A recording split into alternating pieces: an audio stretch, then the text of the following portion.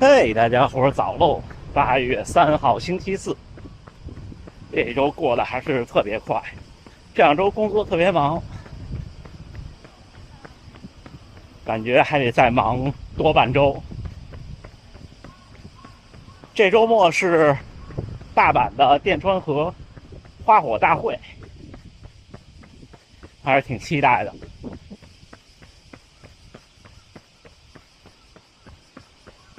今天就跟大家聊上次答应大家的，就是我的这些年训练的心路历程的变化。正好昨天我提到了一下，今天跟大家再说一下，波士顿马拉松明年的开始预报名了。就是现在这个阶段是不是必须的啊？但是建议，如果您希望参加明年的波士顿马拉松，如果您是WBQ 参加的话，就是从8月1号到11号，好像是11号，有这么一个窗口期。您可以先去提交您的符合条件的成绩，做一个预认证，到时候会快一些。因为他那个报名是这样的，就是报名的时候要你填成绩嘛，对吧？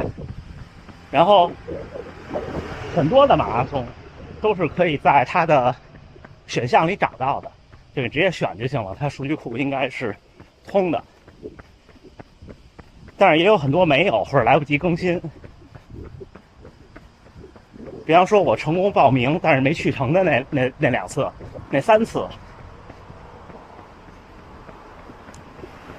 就是用的那一年的无锡马拉松。但是呢，它列表里只更新到了前一年，就直接上传，那就得走它的人工审核。他可能也觉得报名的人越来越多，只有4天的报名时间，再加上他审核会比较慢吧，所以提前1个月开了这么一个。真正的报名是9月份，仔细阅读它的说明就好了，官网，因为你必须要阅读。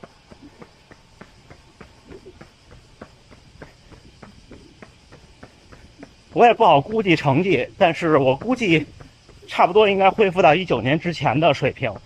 就是像我吧，比方说我这个年龄组是3小时05达标，但是我感觉应该要跑到2小时57以内，甚至是2小时56以内才行。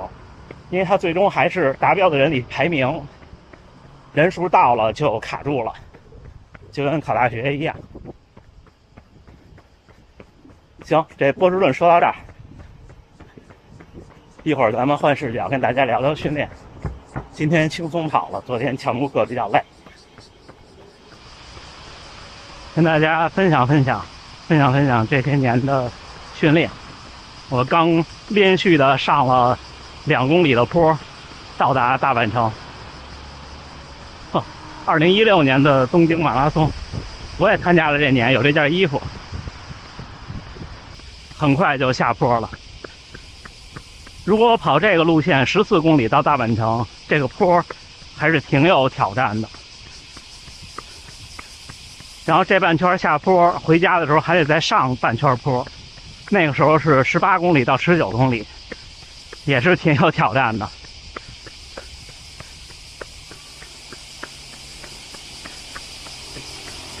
我从开始跑步到现在差不多9年。我是从2014年的初秋开始的。我分析分这么几个阶段，因为我是因为胖才开始跑步的，所以这几个阶段是这样。一开始呢，看着热量跑，然后之后呢，看着速度跑，然后再之后呢，看着距离跑。再之后呢，看着各种的课表跑，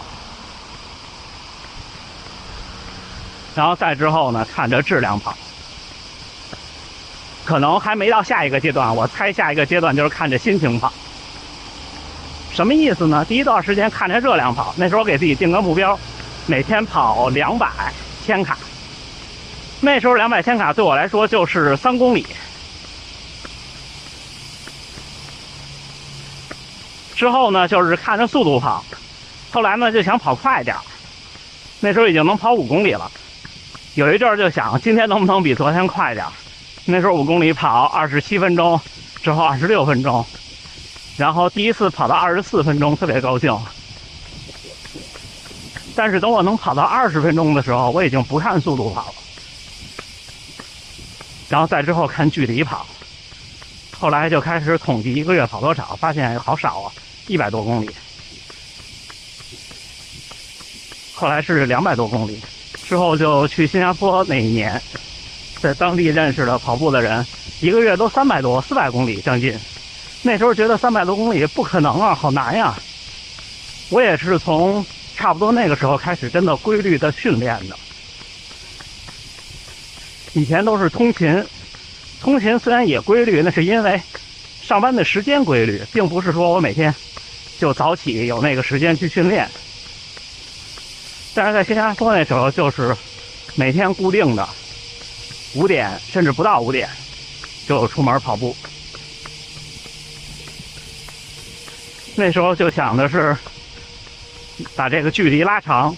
我也是第一次破300公里1个月，在新加坡，那是我人生第一次。没有想到在那么热的环境下能够跑300公里。之后那一年就有了突破。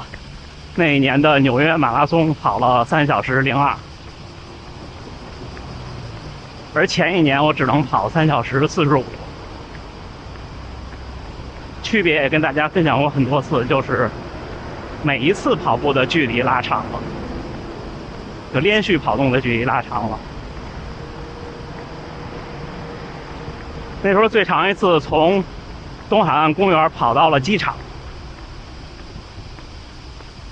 那时候看距离，后来回了北京，也是看距离。那时候想1个月300，1个月400，到后来1个月500。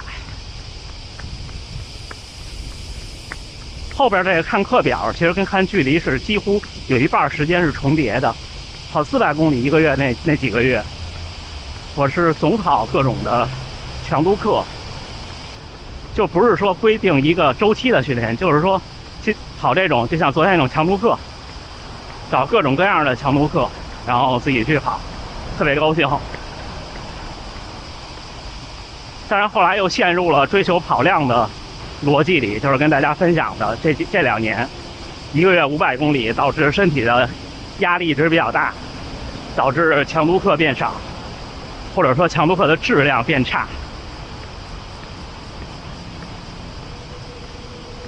然后再之后，去年北京马拉松之后，我就开始考虑追求训练的质量。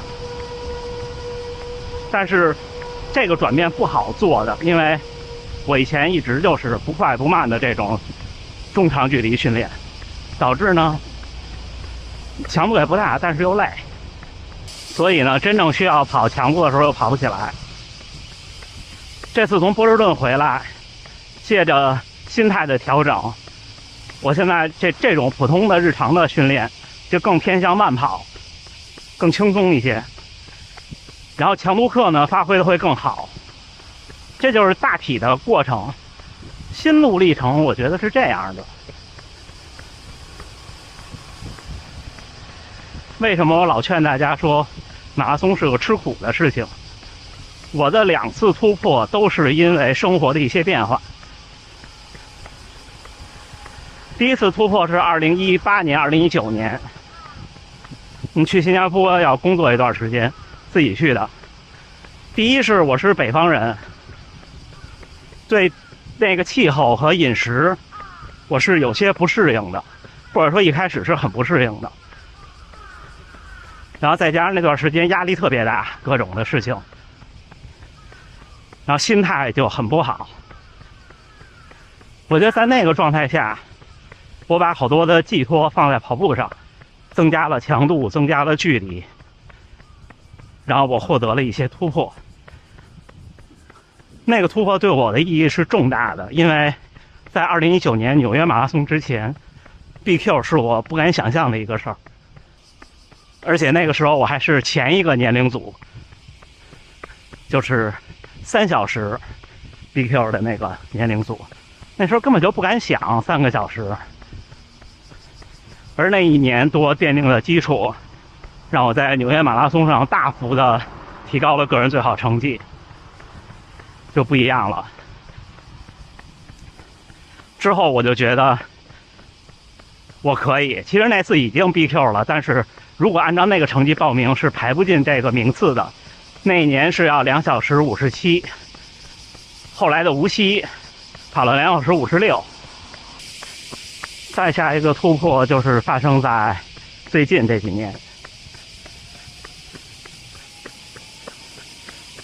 那一年的春节一过，一下就不一样了，让人们戴起口罩，对吧？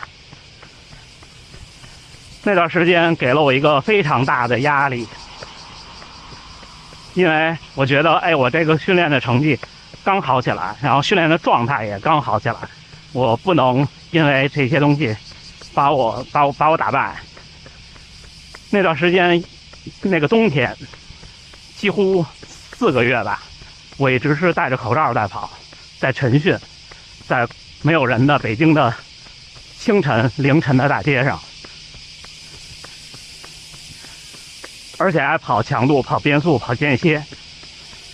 现在想想真的不可思议，就是苦难会给你带来更多的在这种耐力项目上的回报。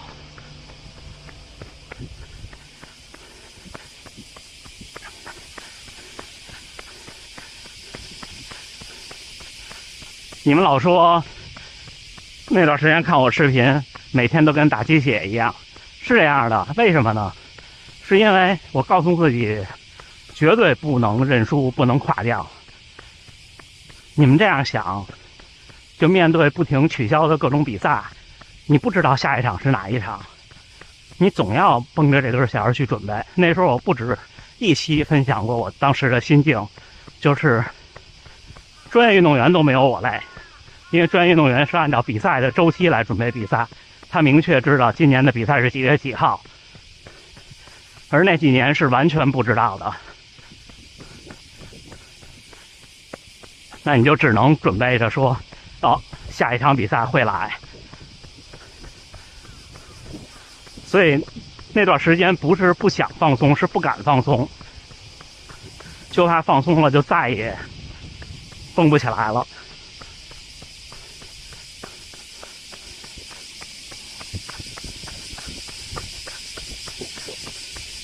但是随着年龄增长，这些年我看这些事情呢，我会从很多方面去想。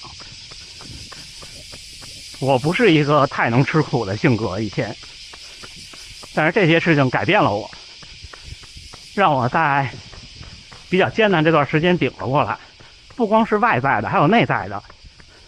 小伙伴们度过这个年龄段的，就应该能够体会，过了35岁就会感觉突然会有一个变化，就跟下台阶一样。正好又是这段时间很艰难的，所以有时候要感谢一些不期而遇的困难。但是呢，我觉得现在让我分析，那段时间是不可替代的，就是没有这件事儿，如果普通人想走上马拉松业余精英这条路，也是需要有那么1-2年就这样去练的。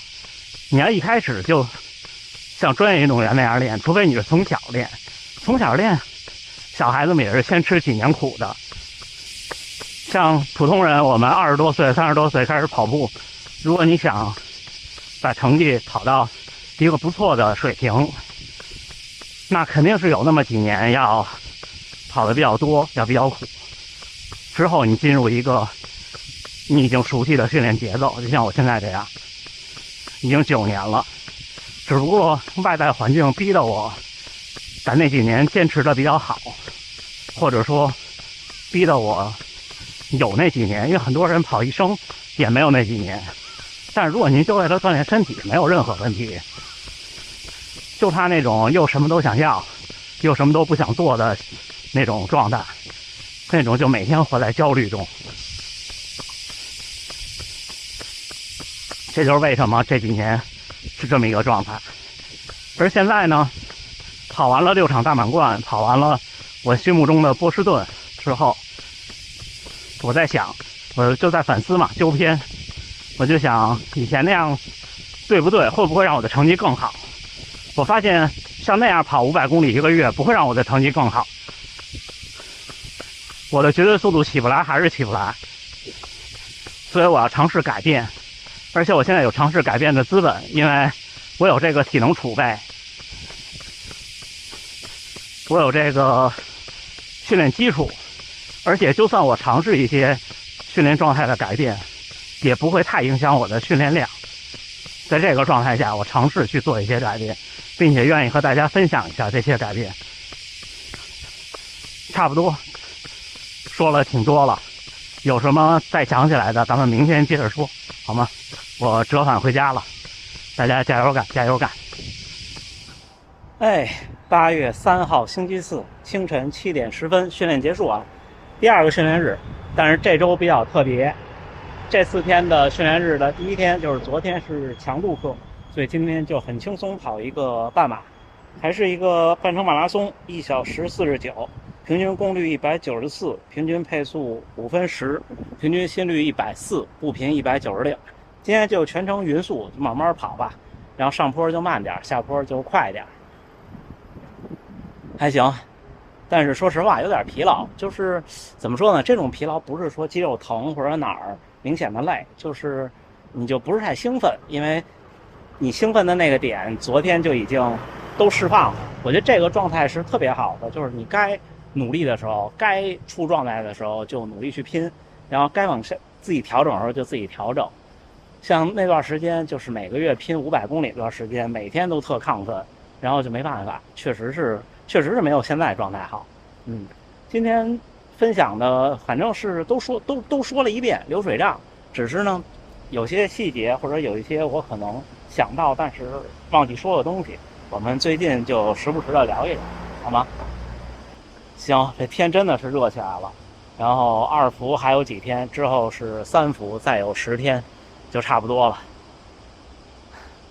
然后也慢慢适应了，至少适应了这边的那些上下的坡，就是因为北京真的是太平了，你在一个这么平的城市生活了30多年，那时候在新加坡那1年也是很平的，但是这儿真的不一样。你们看，比方说这儿是个桥，然后你们再从顺着这儿往前看，然后过了前面你们看不见那些坡，马上又是大下坡，然后又是大上坡，特别的带劲。行，那今天就跟大家聊这么多，还是祝大家在炎热的夏训里努力生活，健康平安，训练的时候都注意安全，注意补水，好吗？夏训吃苦，秋天就有好成绩了，加油干，加油干，咱们明儿见。